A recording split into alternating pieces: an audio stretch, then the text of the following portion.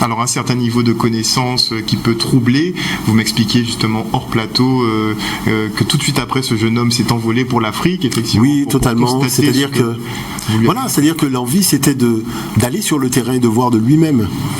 Et ça a surpris sa famille, mais il y avait eu un moment ce besoin de voir. Et il l'a fait, c'est-à-dire qu'il est parti et il a été sur le terrain voir tout ça. Et c'est vrai que c'est particulièrement touchant parce que je me rappelle, j'ai été au Mali et quand j'ai vu un monsieur faire une cartographie de géomancie qui est véritablement un schéma de réflexion scientifique et algorithmique, je me suis dit mais voilà de quoi parlent en fait ces chercheurs à travers le monde. Je suis devant, c'est-à-dire voilà la cartographie qui permet d'aboutir à une codification binaire de fait. Et ça, c'est important de le souligner. C'est-à-dire, c'est des choses qui sont encore là. C'est vrai qu'on parle du passé, mais les choses sont encore là. Et le mieux, c'est d'aller le voir sur place. De ses yeux. Totalement. Totalement. Et donc, il parle aussi donc, de cet inventeur.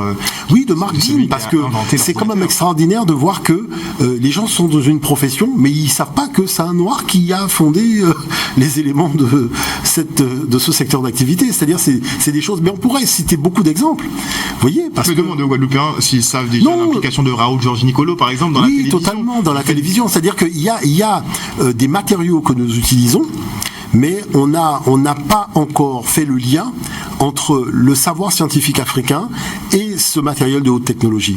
Or, on ne peut pas faire de la technologie sans recourir à la réflexion scientifique africaine. Et donc c'est là où il y a une espèce de hiatus, il y a une espèce de choses, des choses qui sont présentées comme occidentales. Vous savez, les mathématiques occidentales, ça n'existe pas. Les Européens eux-mêmes le reconnaissent, puisque lorsque les Arabes arrivent avec les Noirs au 8e siècle, c'est les chiffres romains. Comment vous faites une équation avec des chiffres romains Donc vous voyez qu'il y a eu un apport. Maintenant, cet apport-là a été combattu. Il ne faut pas croire que les gens ont vu arriver des nouveaux chiffres mathématiques et puis ils ont dit tiens, génial, on va... Non, ça a pris des siècles. Bon, après les Arabes qui sont arrivés avec les chiffres mathématiques, ça n'existe pas de chiffres mathématiques arabes. Moi-même, dans un restaurant au Caire, j'ai amené des données mathématiques en hiératique égyptien que les gens voulaient lire. Je dis non, ça c'est du hiératique, c'est pas de l'arabe. Parce que quand vous voyez les chiffres, vraiment vous voyez la source des chiffres arabes. Ce sont les mêmes symboles pour faire les chiffres 1, 2, 3, 4, 5, 6, 7. Mais je tiens quand même à rappeler que Jean-François Champollion avait déjà notifié dans le hiératique égyptien 1, 2, 3, 4, 5, 6, 7, c'est-à-dire de la forme des tracés que nous utilisons aujourd'hui pour dire ces chiffres-là. Oui, et c'est dans le document de Jean-François Champollion jusqu'à aujourd'hui. Ce sont des choses qu'il a vues. Donc c'est pour ça que c'est important de le souligner. Alors effectivement, pour réaliser des équations ou bien pour conserver un certain nombre de documents, vous parliez de livres tout à l'heure. Totalement. Dans ces livres, il faut des inscriptions et ce soir justement, on veut en savoir plus sur l'origine de l'écriture. Alors c'est important de prendre le temps de témoigner, je dirais, du bilan scientifique à un moment T. Aujourd'hui, on sait que les pigments qui ont permis donc de formaliser les écritures et les dessins, notamment dans les grottes de Lascaux, Chauvet ou en Namibie, par exemple Apollo 11 en Afrique, ont été inventés il y a 400 000 ans. C'est-à-dire il y a 400 000 ans en Zambie. 400 000 ans en Zambie, donc le long d'une rivière qu'on appelle Twin River, donc la rivière jumelle. C'est là qu'on voit 176 pigments de coloris différents. D'accord. Avec des oxydes de fer notamment. Et tout le monde est d'accord pour reconnaître que l'art a commencé dans l'histoire de l'humanité il y a 400 000 ans. Donc ça, c'est quelque chose de relativement clair. Maintenant, il y a un document que je voudrais montrer, c'est ce qu'a va introduire cette Canadienne, donc qui est Geneviève von Pertwitken, qui va introduire une chose extraordinaire en disant, mais est-ce que vous avez remarqué que dans les grottes pariétales, c'est-à-dire aussi bien Lascaux, Chauvet, mais aussi au Mexique, aux États-Unis, en Angleterre, en Russie, en Afrique, partout, vous avez une liste d'à peu près d'une trentaine de symboles qui sont des symboles graphiques. Qui dit symbole graphique dit écriture. Et ce qu'elle va faire, c'est expliciter que dans les êtres vivants, il y en a un seul qui est parvenu à fixer ce qu'il dit sur un support, c'est l'humain. Sauf que ça a commencé il y a plus de 80 000 ans. Moi, je pense que c'est intéressant d'écouter justement cette chercheuse Geneviève von Pettinger parce que il y a quelque chose de très important dans ce qu'elle dit et qu'elle témoigne du travail qu'elle a fait notamment avec son mari.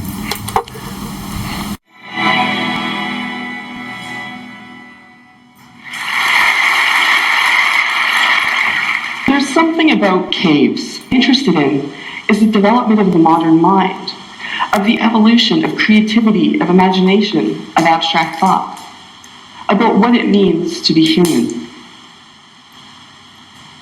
While all species communicate in one way or another, only we humans have really taken it to another level. Our desire and ability to share and collaborate has been a huge part of our success story. Our modern world is based on a global network of information exchange, made possible in large part by our ability to communicate, in particular using graphic or written forms of communication. What I want to talk to you about today is the invention of graphic communication. There are three main types of communication: spoken, gestural, so things like sign language, and graphic communication. Spoken and gestural are by their very nature ephemeral. It requires close contact for a message to be sent and received, and after the moment of transmission, it's gone forever. Graphic communication, on the other hand, decouples that relationship. And with its invention, it became possible for the first time for a message to be transmitted and preserved beyond a single moment and place in time. In the course of 2 years, my faithful husband Dylan and I each spent over 300 hours underground, hiking, crawling, and wriggling around 52 sites in France, Spain, Portugal, and Sicily. And it was totally worth it. We found new, undocumented geometric signs at 75% of the sites we visited. This is the level of accuracy I knew I was going to need if I wanted to start answering those larger questions. So, let's get to those answers. Barring a handful of outliers, there are only 32 geometric signs. Only 32 signs across a 30,000-year time span and the entire continent of Europe. On a side note, there is a surprising degree of similarity in the earliest rock art found all the way from France and Spain to Indonesia and Australia. With many of the same signs appearing in such far-flung places, especially in that 30,000 to 40,000 year range, it's starting to seem increasingly likely that this invention actually traces back to a common point of origin in Africa.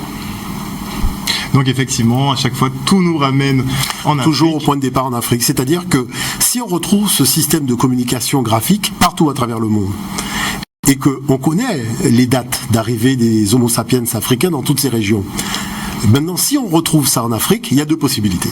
Soit l'Homo sapiens africain a quitté l'Afrique, arrive en Australie, il fait demi-tour et il revient à son point de départ en Afrique. Soit, quand il part en Afrique, il a déjà tout conçu et il va essaimer ses connaissances à travers le monde. Aujourd'hui, vous voyez bien que les chercheurs ne peuvent pas trop discuter puisqu'on a les datations qui prouvent que au départ, il maîtrisait déjà un corpus d'écriture graphique. Ce que va confirmer aussi le CNRS, parce qu'on va retrouver dans le sud de l'Afrique des œufs d'autruche avec des systèmes de communication graphique qui permettent de notifier à qui appartient l'œuf. Et là, on rentre dans quelque chose de particulier là dans l'histoire de l'écriture, c'est qu'on peut identifier un objet par rapport à son propriétaire. Donc c'est vraiment quelque chose d'étonnant, c'est quelque chose d'extraordinaire.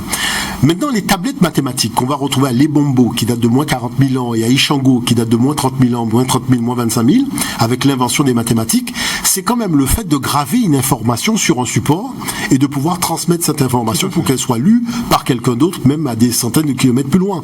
Donc là, on rentre dans quelque chose qui est déjà véritablement conceptualisé aussi, et qui va permettre au niveau de l'Égypte de faire naître quelque chose de sensationnel qui est tout simplement l'Égyptien ancien, ses graphies. Mais il faut quand même spécifier quelque chose. Vous savez, l'Européen arrivé en Afrique, il a vu l'écriture, mais je dirais la définition de l'écriture ne rentrait pas dans son système de réflexion. Et c'est là où se situe le hiatus. L'écriture en Afrique, c'est quelque chose de sacré. On ne peut pas vous révéler que ce qui est là, c'est de l'écrit. Vous allez voir que des signes. Mais lorsque vous serez initié dans le corpus théologique de votre peuple, on va vous révéler maintenant le système de lecture. Donc d'autres ne verront que des signes, parce que toutes les civilisations africaines ont des textes sacrés. C'est ce qu'on appelle les écritoires. Et sur ces écritoires, tenez-vous bien, les signes que montre Geneviève Van Pinberg, vous les retrouvez sur des écritoires datant du XVIe siècle, XIVe siècle, XIIIe siècle. Moi, j'ai toute une série d'écritoires qui sont des textes sacrés.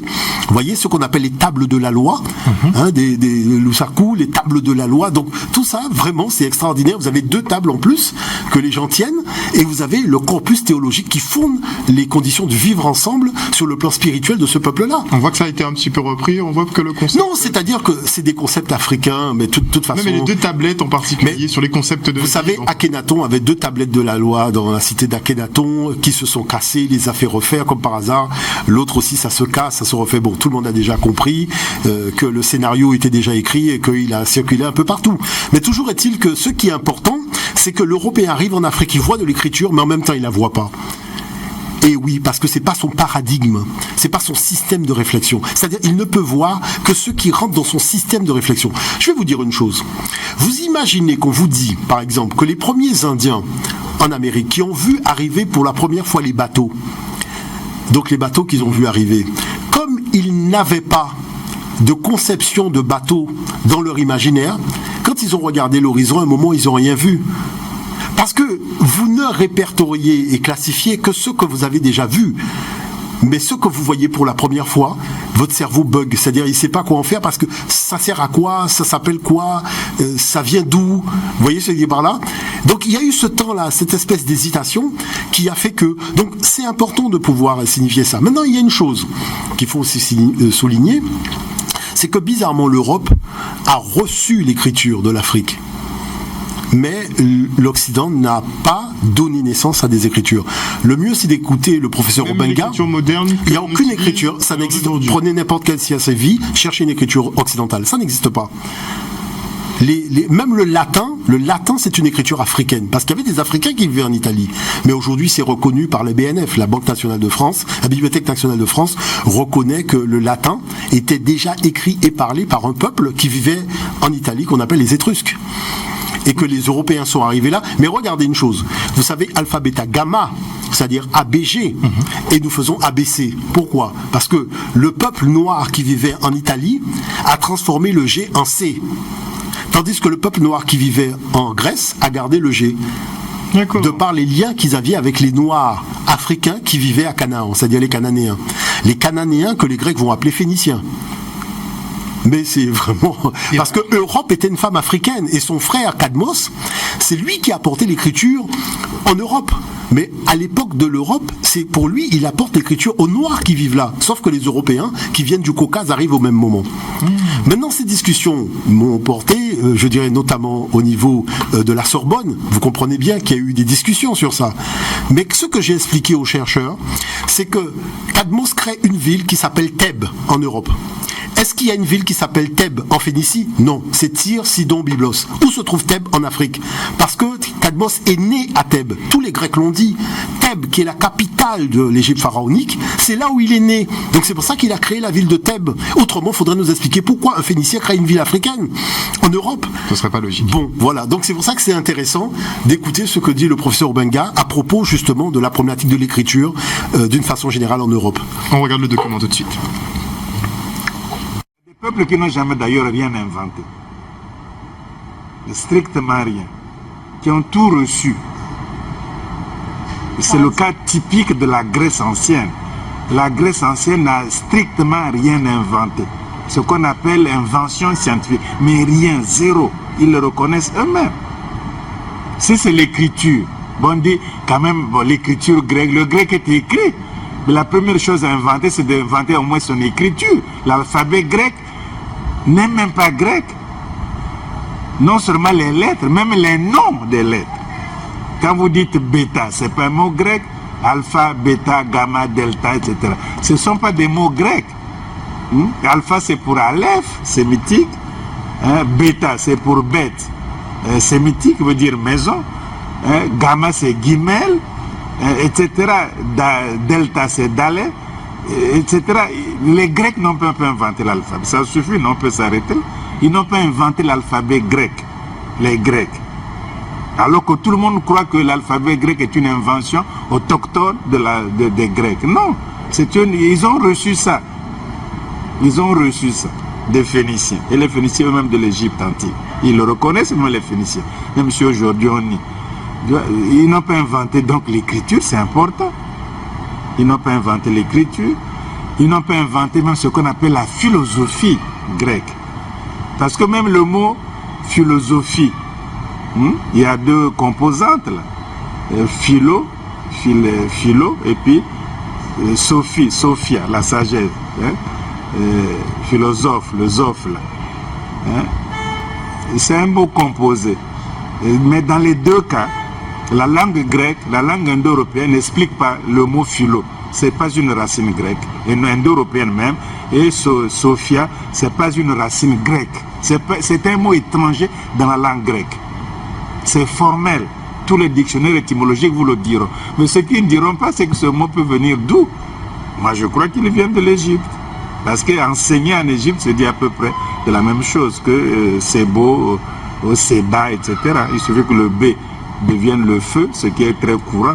Donc on a la philosophie. Enfin bref, même le mot philosophie n'est pas un mot grec, n'est pas un mot d'origine grecque. Regardez les dictionnaires d'étymologie de Chantraine, c'est clair, c'est dit comme ça. C'est pas un mot. Même la philosophie, alors que tout le monde croit que la philosophie est grecque. Ils ont philosophé, bien philosophé, mais le mot philosophie, dans ces deux parties, n'est pas un mot grec. Et oui, c'est pas un mot grec. Alors, visiblement, le grec n'aurait pas été inventé par les Grecs. Non, c'est-à-dire qu'il faut comprendre une chose. C'est-à-dire qu'au moment où les gens du Caucase, donc les Caucasiens, ceux qu'on appelle, je dirais, le locoderme d'une façon générale scientifiquement parlant, c'est-à-dire l'Africain qui est parti, qui s'est retrouvé dans des conditions climatiques et qui revient dépigmenté. Bon. La chose qui est importante, c'est que quand ils arrivent dans cette zone donc qu'on appelle le Proche-Orient aujourd'hui, vous avez beaucoup de civilisations africaines dans l'Égypte, ils découvrent donc toute une série d'éléments de civilisation qu'ils ne connaissaient pas. Donc qu'est-ce qu'ils vont faire? Ils vont tout simplement acclimater tous les noms en grec. Et c'est pour ça qu'on vous dit qu'il y a 25% de mots grecs, de mots africains dans le grec. Parce que c'est comme quand on a fait le premier Walkman, c'était des choses qu'on connaissait pas. La France a repris Walkman, c'est 25 000 ans après qu'on a fait baladeur. Mais finalement, comme on avait déjà pris l'habitude de Walkman, c'est resté Walkman. Donc on voit que l'apport, le lien avec l'Amérique fait qu'il y a beaucoup de mots anglais dans la langue française. Mais c'est la même chose. C'est-à-dire c'est présenté comme un mot grec, mais en fait c'est un mot africain. Vous voyez? Et beaucoup de chercheurs, notamment Martin Bernal, a montré que beaucoup de mots qu'on dit grecs sont en fait des mots africains qui désignaient des éléments de civilisation. Vous voyez, notamment un chercheur a montré que le mot intelligent en grec c'est un mot africain. Vous voyez, parce que tout simplement le fait d'avoir vu les pyramides, enfin ce déluge de choses, les gens ont dit mais voilà ce qu'on appelle l'intelligence, et puis c'est resté. Maintenant la deuxième chose, c'est que le latin, le fait que c'est une population, que ce soit une population noire qui vivait en Italie, les racines des mots, le fondement des mots, c'est de la langue bantoue. Alors c'est de la langue bantoue. Les linguistes européens qui sont par exemple les Basques et compagnie, eux-mêmes ont déjà fait leurs conclusions. Effectivement, ils reconnaissent que dans leur langue maternelle, on comprend lorsque les Africains parlent leur langue maternelle. Mais les gens, par exemple, qui sont au Congo, qui apprennent le latin, qui deviennent profs de latin, quand ils apprennent le latin aux enfants à l'école, ils vous disent, ben là, je suis en train de parler Kikongo. Je parle Shluba, là. Et personne ne comprend parce que... Pourquoi? Tout simplement parce qu'il y a une chose qui est cachée, c'est que c'était des Noirs qui vivaient en Italie avant et qui avaient inventé ça. Et c'est ça qui fait la différence civilisationnelle entre les Grecs et les Romains. Parce qu'il y a quand même une différence civilisationnelle entre les Grecs et les Romains, et ça vient tout simplement que c'était pas le même apport en termes de souche. Maintenant, il y a une chose que je voudrais souligner, c'est que vous comprenez que cette notion d'écriture va donner lieu au premier texte sacré, ce qu'on appelle, je dirais, la Bible aujourd'hui. Mais la Bible, c'est un mot qui va être inventé au 5e siècle. C'est-à-dire, en moins 500, les Grecs vont arriver en Afrique, vont voir nos textes sacrés écrits sur papyrus, et ils vont appeler ça Biblus. Et lorsque les pères de l'Église, c'est-à-dire Alexandre d'Alexandrie, c'est l'Afrique, Clément d'Alexandrie, c'est l'Afrique, Origène d'Alexandrie, et ça je pourrais rester longtemps, parce que beaucoup de pères de l'Église étaient africains, quand ils ont traduit les textes sacrés, donc africains, dans leur langue, ben, ils ont gardé le mot Bible. Mais nous on disait Medou Netcher. Medou Netcher, ça veut dire Medou, les paroles Netcher Dieu, donc les paroles de Dieu. Et donc ces paroles de Dieu on les voit arriver, mais très tôt. C'est-à-dire qu'au 4e millénaire, on a des textes d'une littérature extraordinaire qui permettent de fonder ce qu'on va appeler plus tard le monothéisme, mais qui est déjà fondé sur ce qu'on peut appeler, je dirais, une science cosmotellurique. C'est-à-dire un créateur qui est dans sa création et qui anime la totalité de sa création. Et c'est ça qui nous a amené à comprendre une chose, que le texte de la Bible a été falsifié, notamment sur un point. Lorsque on a Dieu qui dit « et tu domineras la nature », ça c'est faux. Ça c'est totalement faux. Parce que tous les textes africains disent « et tu domineras ta nature humaine ». C'est-à-dire qu'il faut, mais c'est ça, c'est-à-dire le fait de pouvoir évoluer vers un monde spirituel oblige l'homme à maîtriser sa nature humaine, canaliser sa nature humaine, c'est-à-dire ce qu'on appelle les 7 péchés capitaux. Donc il faut dominer sa nature. Donc de dominer sa nature humaine, c'est devenu dominer ta nature. Bon, il y a eu Florence aux États-Unis, va essayer de dominer Florence. Vous voyez, donc c'est là où c'est important de comprendre ça. Et je voulais montrer justement le dernier document, parce que lorsqu'on rentre dans une pyramide de Théti, nous sommes au 3e millénaire, là personne ne va discuter, c'est-à-dire que vous avez des textes sur les murs et vous avez déjà le fondement de tout ce qui va être pratiquement 5000 ans après. Et ce dont on parle aujourd'hui qui remonte à une époque si lointaine. La chose c'est pourquoi on cache l'origine africaine de l'affaire. C'est ça la problématique de fond. On visionne le prochain document. Nous sommes à 640 mètres de la pyramide à degrés de Djoser, sous le sable du désert. Nous progressons lentement vers la chambre funéraire du pharaon Théti. Ici, par exemple, vous avez son nom, Théti. Un pain, un roseau fleuri. Le défunt se présentait devant les dieux. Là, il jurait « J'ai été honnête, je n'ai fait aucun mal à mon prochain, je n'ai jamais souillé l'eau du Nil, ni regardé la femme de mon voisin. » Après quoi, on procédait à la pesée de son cœur. Si le défunt était juste, il accédait au paradis. D'accord. Sinon, il était châtié. Le concept de péché existait donc déjà du temps des Égyptiens. Je vois la religion comme un arbre à plusieurs branches. L'islam, le christianisme, le judaïsme, c'est le même arbre. Et ça, ce sont les racines. Oui, on touche aux origines. Encore une fois, démontré scientifiquement. Oui, c'est-à-dire que ce qui est important ici, c'est qu'on vous montre des textes écrits. C'est-à-dire que vous avez de l'écriture, vous avez de l'écriture sacrée, vous avez des textes sacrés, mais lui-même a dit, vous voyez, là c'est écrit Théti, c'est-à-dire dès qu'on a le code de lecture, on lit. Et on découvre quoi ? On découvre des choses qu'on va tout simplement recycler après dans le christianisme, dans le judaïsme et compagnie, en faisant les 10 commandements alors qu'il y en avait 42. Donc tout ça pour dire quoi ? C'est-à-dire que la science ne crée pas de barrière entre les hommes. Parce que la science, je dirais, c'est une façon de montrer que tous les peuples collaborent à la modernité. Maintenant, il y a la problématique de ce qu'on appelle l'idéologie.